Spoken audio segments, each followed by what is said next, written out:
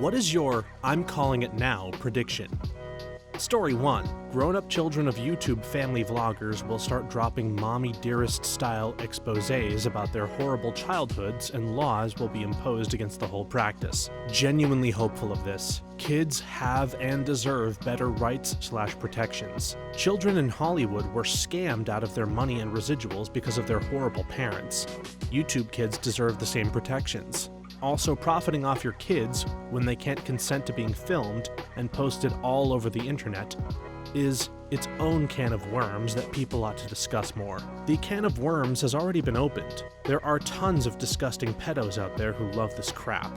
I forgot which creator it was exactly, but there was some woman on TikTok with her very young daughter, and she does this sort of mommy-daughter whatever content.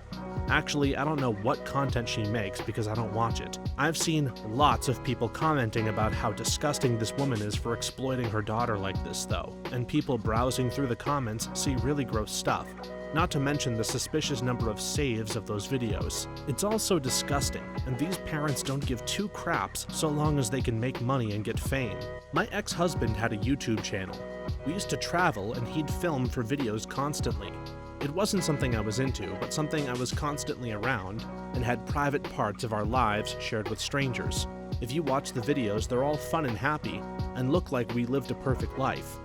Not shown were all the fights behind those videos of having to film things over and over to get it perfect for complete strangers to enjoy, and me being completely over it in the process. The things we did were more for the sake of making a video than creating memories for ourselves. I couldn't imagine growing up as a YouTube kid in a mommy vlog. It has to be so stressful forcing everything all the time. Story 2. AI responses to all questions will be sponsored and yield responses that favor the advertiser rather than objective responses based on available evidence. Yeah, imagine how useless most search engines feel these days for anything more specific than best and top 10.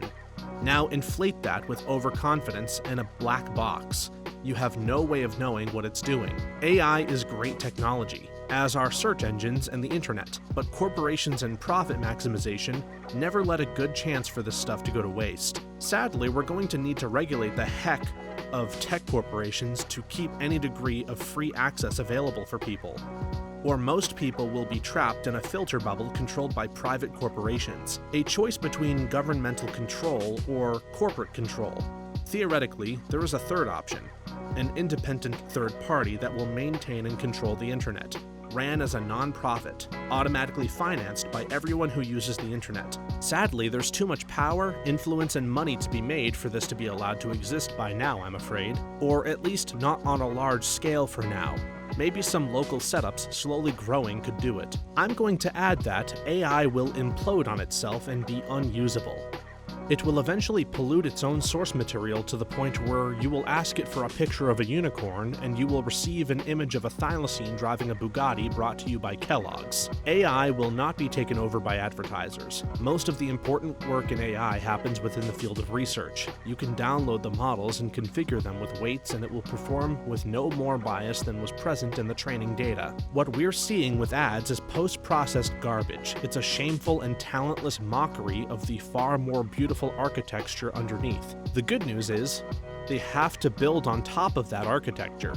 To change the foundation would do more harm to their product than good. Advertising will be a risk for some services, but there will always be advocate organizations that host unbiased, unaugmented models. Worst case, you can host one for yourself. Story 3.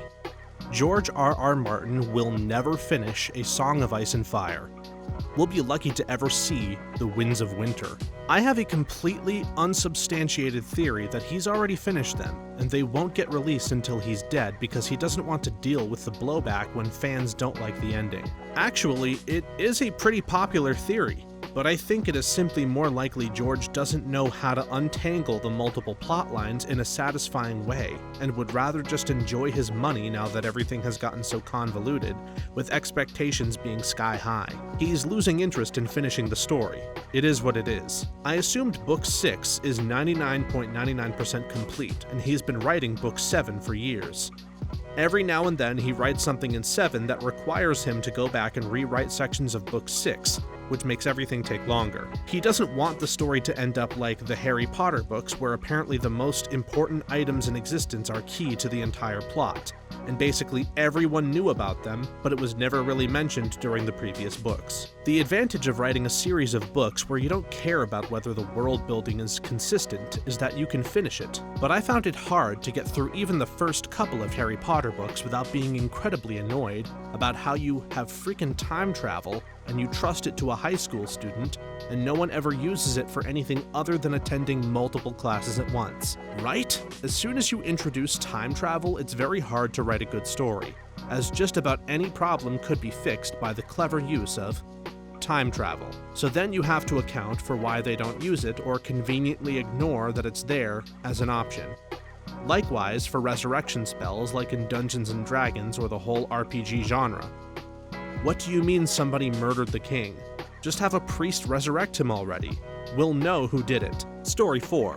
In the near future, TV, movies, music, and art will legally be required to state whether they contain AI or are AI-free, but big companies will lie anyway. I'm gonna call the exact opposite of this. AI will soon be so totally ingrained in various levels of all production that formally stating a movie contains elements made with AI will be as meaningless as stating a movie was made using computers. Would have been like 1990 onwards. This. AI is the new smart something. A lot of people have issues with smart TVs, but you can't find a regular TV anywhere anymore. At least where I'm from, unless you go for a computer monitor, which is more expensive than a smart TV. A lot of people know about the issues with smartphones, but we all have one, and to some extent need to have one. AI-free will be like on food labels where they only need to state things above a certain threshold. It'll probably be something like, well, the entire storyboard, the junk draft script, and the plot progression were made by AI, but the frames and script drafts after that were done by people. I'm of the opinion that they'll go the Hatsune Miku route, where you won't have actors or actresses anymore. There will be an algorithm that finds the popular streamers, singers, or actors of yesteryear and amalgamates proprietary actors or singers to sell their production. They'll probably have movements down from motion capture, and they'll fully create photorealistic productions of movies. No more actors, voice actors, or writers, just animators and scripters they can pay like crap. So the fun thing here, it's actually harder for big companies to lie about stuff like this. Once you're lying about something like this, that's both illegal and considered to be unethical by a large number of people, then what you have is conspiracy. Conspiracies don't last long once more than one person knows about it. And at a large company, the number of people who would have to know is so large that the half-life, e.g. the amount of time before the conspiracy is public, becomes weeks to months. The only conspiracies at large companies that have lasted any amount of time without being exposed are those that could be executed with very few people knowing, or those that involved systems or rules very few people had access to or understood. Like Enron's cooked books meet both criteria involving very few people and the rules being abused and violated being very obtuse and technical, and that still had the whole thing blow up in under 10 years. Story 5. We've only just begun to see what small drone warfare looks like. These war-flying tech breakthroughs always start with simple recon and dropping bombs. Soon they'll have guns and fly in coordinated swarms. This is the big one. We are going through another revolution in warfare, and it's gonna be a doozy. You used to watch the skies because someone is always watching. Now you watch the skies because a murder drone could be right there. This is why I laugh when people talk about a new draft. Warfare is moving into the automated and digital realm. The days of lining up and shooting at each other like a bunch of idiots are rapidly drawing to a close. So it'll be robot wars? The country with the most money wins? Yes and no. Drones are actually quite cheap and a great way to leverage a weakened position. See Yemen threatening the world's economy. See Ukraine sinking Russian battleships with what are essentially bombs strapped to jet skis. It will amplify the power of rebellions /Taliban/ISIS like combatants, because air support and cruise missiles aren't just for rich people anymore, and a suicide drone is much more reliable than a suicide person. We haven't seen drone-based anti-drone weapons yet. Making the comparison to aircraft, we've seen biplanes and bombers, but no fighter jets yet. Who cares about 100 jet ski drones attacking a battleship if the battleship has 10,000 drones patrolling around it and committing to any drones they see? Who cares about a quadcopter dropping grenades if one of your 10 quadcopters flies into it, destroying both? Who cares about an FPV drone chasing armored personnel carriers if 5 of the APC's 30 sentry drones drive into the FPV drone and destroy it? If it turns out that anti-drone drones are as dominant in drone warfare as fighter jets, anti-aircraft aircraft are in air combat, then the balance once again shifts in favor of the side that can field the biggest swarm that isn't completely outdated, which means industrial capacity, strategic reserves, strategic resources, and money. In Israel, they came up with an AI gun. You basically hold it and it aims the drone for you and corrects your aim. And it can hit reliably from, I think, 200 feet. Or, I don't know. Anyway, it was the range of an experienced sniper. When given to a regular soldier, I believe they deployed a limited number of these in Gaza. The article said it was particularly good at shooting down drones since they're small moving targets that soldiers often struggle with, so even for human involvement it's going towards automation. Story 6. In the coming years, companies will start ditching call center staff in favor of AI systems. It will be awful. They've been trying that for 30 years. It just wasn't called AI. It was voice recognition and automation, and it's already awful. But it can get even worse. A positive outcome of this might be for other countries to eventually pass laws, like the Spanish 3-minute, one granting the right to customer service with a human being. I think it will be a pendulum. We will overuse AI and then collectively realize we don't like the result and move back towards a more moderate usage. I work for a company that is already doing this with chat staff. GPT is so good at making human-like responses that it is literally impossible to convince executives that it doesn't think like a person and cannot simply be told how our support process works. It's very good at giving convincing answers that are plausible sounding but incorrect, and it's close enough that these execs can't even tell that the responses are incorrect and won't help customers. It's been live for 2 months. It's already started. Our CEO mentioned a few months ago that our entire drive cam system will no longer be monitored by people and instead is being monitored by AI. Many people have already been pulled in for smoking inside the trucks when you can clearly see them chewing on a plastic straw or putting on chapstick. One of the funnier reports we got to see was a driver was caught unwrapping his phone, and in the video, the dude was just eating a little Debbie snack. Throughout the West, there are 3 industries that employ huge volumes of lower-skilled workers that are particularly at risk: retail, haulage, and customer support. Retail is already being hit by self-scan. Self-driving is on the horizon for haulage.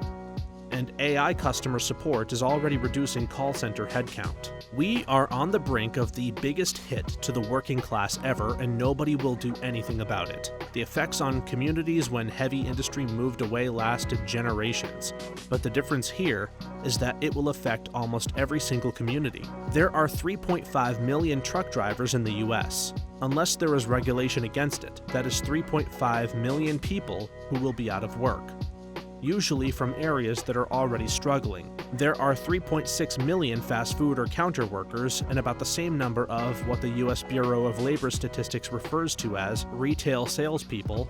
Whilst these people are very broadly spread, they are likely people who would struggle to find work elsewhere. 4% of the UK is employed in a call center. This is a job that people can grow into and, even with limited education, can end up earning a good chunk of money and supporting a family and home with the income. If you cut out the junior level, then you take out one of the primary ways that poor people can escape poverty in Britain. It will be awful is a huge understatement. It will be a cataclysm. Story 7. Whenever Biden and Trump kick it, it will be in very quick succession. Trump was the oldest first-time president ever, inaugurated at age 70. That honor was immediately picked up in 2021 by Joe Biden, inaugurated at 78 years old. Not only is Biden the current record holder, I think he'll forever be the oldest POTUS to be inaugurated. To put this into perspective, Barack Obama was inaugurated at age 47, George Bush, aged 54, Bill Clinton, aged 46. Biden was born closer to the end of Lincoln's presidency than the beginning of his own. Story 8. We're going to see an influx of people avoiding social media/phone culture as a lifestyle choice. People are tired of algorithms, manipulation, and BS. I got my first phone at 19 when Instagram wasn't a thing yet. Absolutely overwhelmed with what it's become and just tired. Is this even fun anymore, guys? I think the last gap was in the pandemic, at least for me. I was overseas and it was my only contact with my native language. But by 2023, I was like, wow, this is all black label society. Am I just killing time, or is time killing me? I'm a 20-year-old software engineer student and doing this right now. I have no social media besides Reddit and Snapchat, which I use to talk to one person. I just ordered an older, smaller Android phone that will arrive next week. I'm going to put a custom minimalist launcher on it, and I will only download the bare minimum of apps that I need, like MFA apps and such. Several of my close buddies, including myself, are really passionate about this topic of separating ourselves from personal devices. In fact, we just hung out a couple of hours ago, and one of my friends switched to a flip phone that runs Android. I think it's because we are all some form of computer/software engineering majors.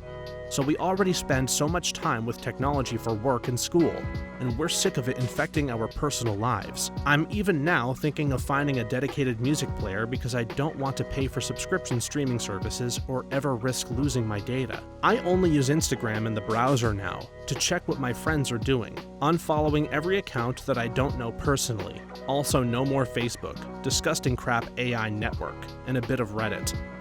It's been around 6 months now, and it's given me a significantly more relaxed time and improved mental resistance against reading the news.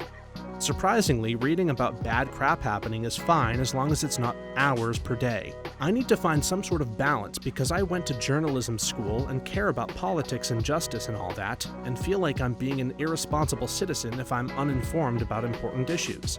But the news can also be so damn depressing, and there's just a constant stream of it now.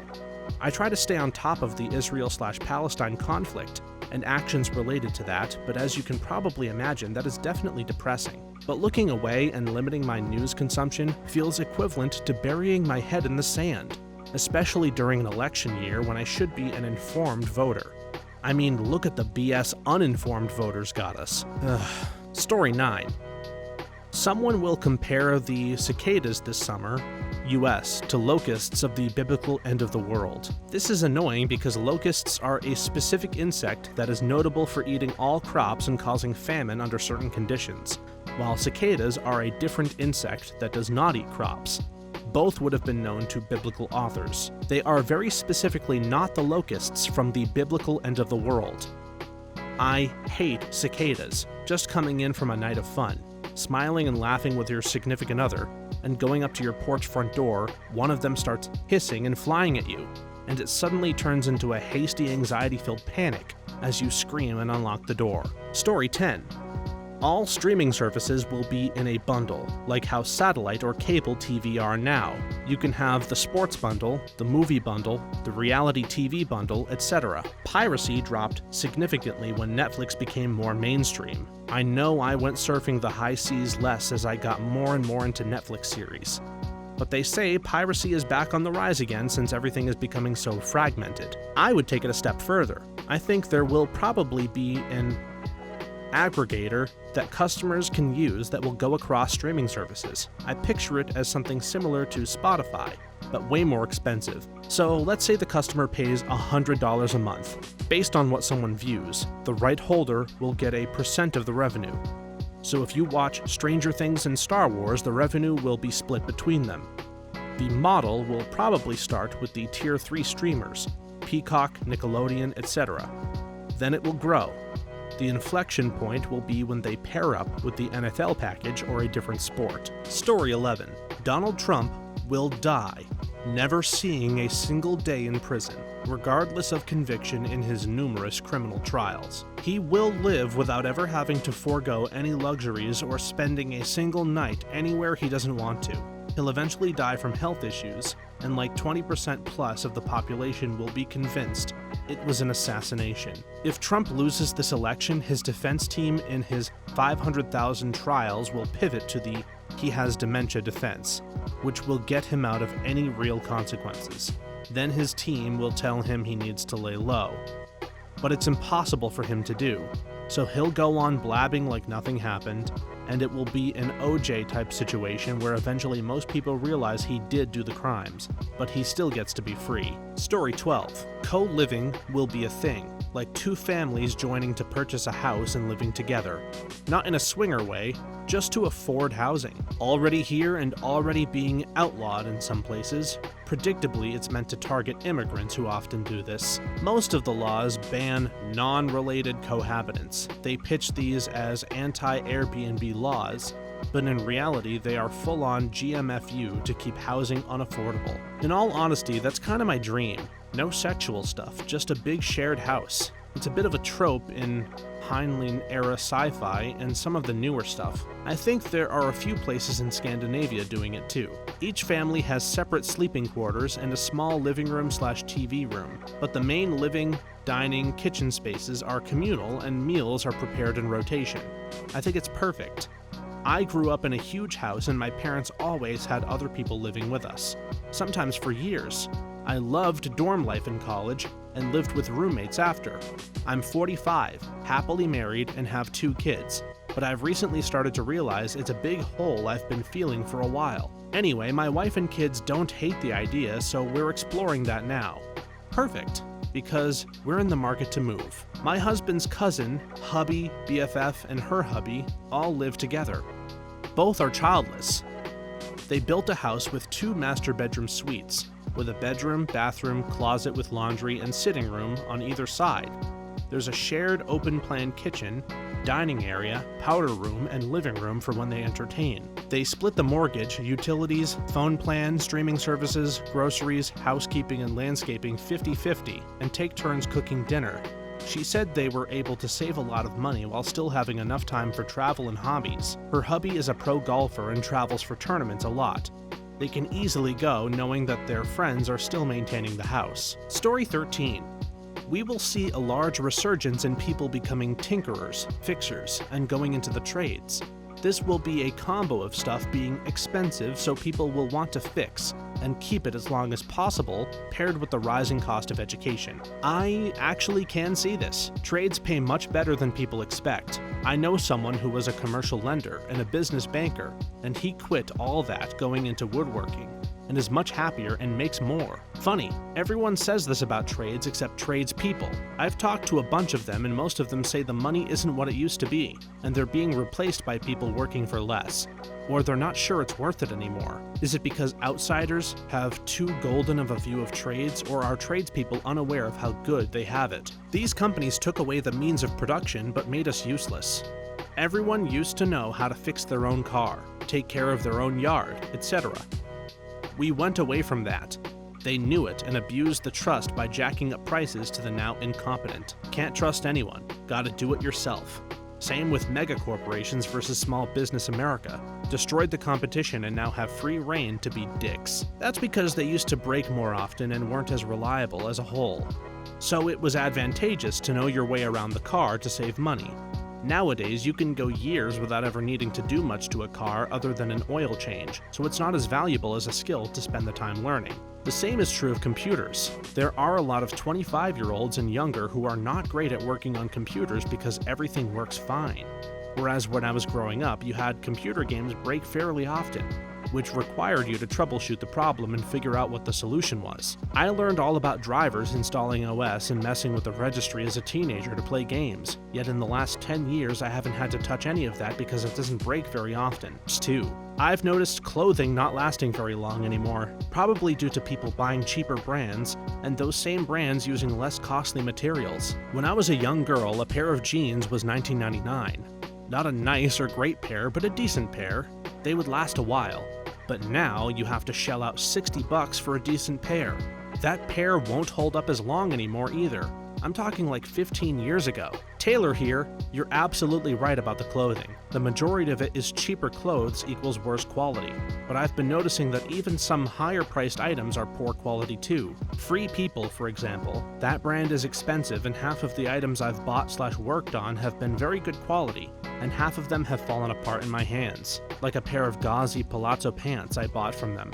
Half the time, you're not paying for the brand name anymore. You can also find some pretty decent quality suits for $100 on places like Amazon. What I've learned is that it's so vital to pay attention to the fiber content and fabrication. For things like jeans, higher natural fiber content is generally better because elastic fibers break down easily, but also result in a thinner material. Synthetic blends can be fine as they do have their benefits, but you really have to pay attention these days to research the pros and cons of different fiber contents and try shopping in person for hands-on learning. But with fast fashion being what most of us can afford, honestly having a lot of items helps them last longer.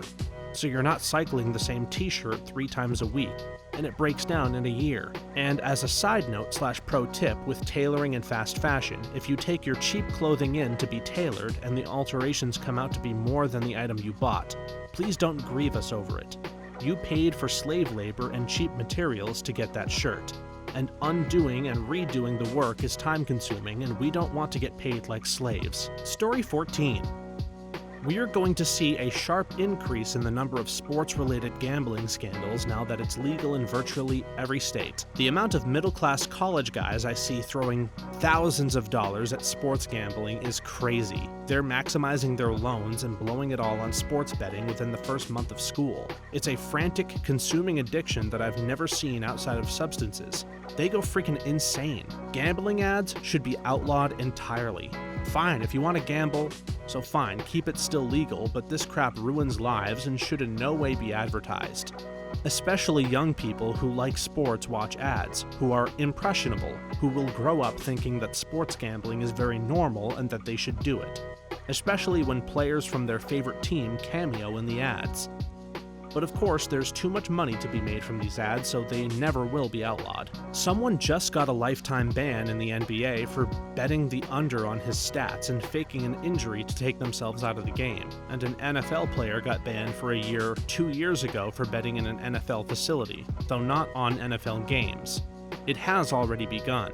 It's really frequent to see people talk about illegal vices, gambling, drugs, S-work, and say, look, it's going to happen anyway, bring it out into the light. Which I still think I agree with to a point. Adam Silver of the NBA said that legalized gambling at least allows official monitoring of bets and trends that might catch some fixing. But I feel you cannot deny that demand and addiction will go up if it's legal. When something is legalized, it gets access to the banking system, advertising, and places on the main streets, and it's so much easier to try out. I live in a state where gambling is pretty much illegal, and I absolutely do not do the amount of sports betting I would do if I'm in a legalized state. Even though I know how to bet offshore, I have done it before, I don't feel like buying Bitcoin and sending it to some shady Costa Rica website and whatever. But when I'm in a state and can hit a PayPal button, easy. Story 15. They will finally fix the idiotic bright headlight issue by 2050. I swear, this crap is making me go blind. I can't drive at night anymore because I can't see anything. But it's not my eyes. I walk around in the dark just fine. It's funny, headlights getting brighter because they inflate a vehicle's safety rating, and now no one can see well at night because the headlights are all too bright. 15 years ago, it was really quite easy to see at night and drive just fine. Yeah, I remember growing up driving and it was totally obvious when someone had their brights on or not. Then I could easily flash back at them like, hey dude, I can't see crap because of you right now, and that would work a very high percentage of the time. Now I barely want to flash anyone unless I see their bright lights on the way down the road. They turn them off for somebody ahead of me, but then forget to keep them off for me. I don't know if their headlights are just bright, or if their brights are really on. It's kind of a gamble. Either their brights are on, and when you flash them, they turn them off. Or the brights are actually off, and when you flash them, you die, because they flash you back with lights so bright you need solar eclipse glasses to safely look at them, and you careen off whatever crappy state route you're on. Story 16. These tablets in cars will be illegal soon, and looking back, there will be a rather small generation of cars that ever came with them. button and knobs maximalist over here. One of my biggest pet peeves is now if something has a button on it, it performs multiple functions depending on how many times in a row you press it or how long you press it. Turning off any modern device with a button on it is a game of guessing how to turn it off. I wish this were true, but I don't have faith in at least US automakers to make safety first choices anymore. We've got trucks out here with hoods almost 6 feet high, and cars with blinding blue headlights. No one cares about anyone else. Being an a-hole has become the same as having freedom. If you take away my in-car minimap, I'll just mount a new one. Unless you meant specifically the touchscreen, in that case I'm already living in that world, personally. I won't buy a car that has even a single action that can be done on a touchscreen, but not with a physical control. I had a 2015 Mazda 3 that had both. It was a touchscreen, but you could also do everything with the knob. The digitizer got wonky and started registering phantom presses, so I just opened it up and unplugged the data connector for it. Zero impact other than no more touch functionality, and I couldn't have been happier. Story 17. Political violence between Election Day and Inauguration Day. Pretty much a guarantee at this point. The MAGA/alt-right/J6 truther crowd will go absolutely ballistic if/when Trump loses the presidency a second time or gets convicted and barred from holding any public office. They've been calling for a civil war since 2020, and I don't think they're bluffing. They just want a catalyst to set things in motion so they can cosplay their fantasy of politically motivated violence. I had somebody recently ask me about a travel plan and gatherings for Christmas 2024, and I seriously told them that I'm not willing to make any set-in-stone plans after November 5th, because anything could happen at that point. Until the president-elect is sworn in and no states make serious moves to secede before January, all bets are off about what might happen, in my opinion. Story 18. They're gonna discover a huge health issue caused by Ozempic, and a significant amount of Americans will have been affected by it. They're giving that drug out like candy. I know 5 people on it, which is like 20% of all the people I know. Basically, anyone I know who is considered obese is on it. There are already plenty of health issues. Also, it would be curious to know how many of the people jumping on Ozempic were wary about vaccines. It'd have to be incredibly bad. We know what the effects of being obese are. It can easily take 20+ years off of your life. It destroys joints, it stresses every system in your body, it increases the risk of diabetes. The list is freaking massive. And that's before getting to the mental health side of things, which is huge. The side effects would need to be pretty horrific to be worse than being obese. Tylenol beats the crap out of your liver, but if the other option is not sleeping because of back pain, well, you can't really survive without sleep, so you take Tylenol. These drugs will likely be seen similarly. They may restrict availability slightly, but I'd be astonished if they were completely removed from the market. The benefits are huge. It's not just people want to lose weight. By reducing people's weight, it's increasing their lifespan. Hard to argue that XYZ side effect is worse than dying many years earlier. Thanks for watching until the end. If you have a similar story to these that you would like to share with us, please leave it in the comments below. If you enjoyed this video, please leave us a like and subscribe. For more videos like this one right now, please stop by our channel. Thanks again, and see you next time.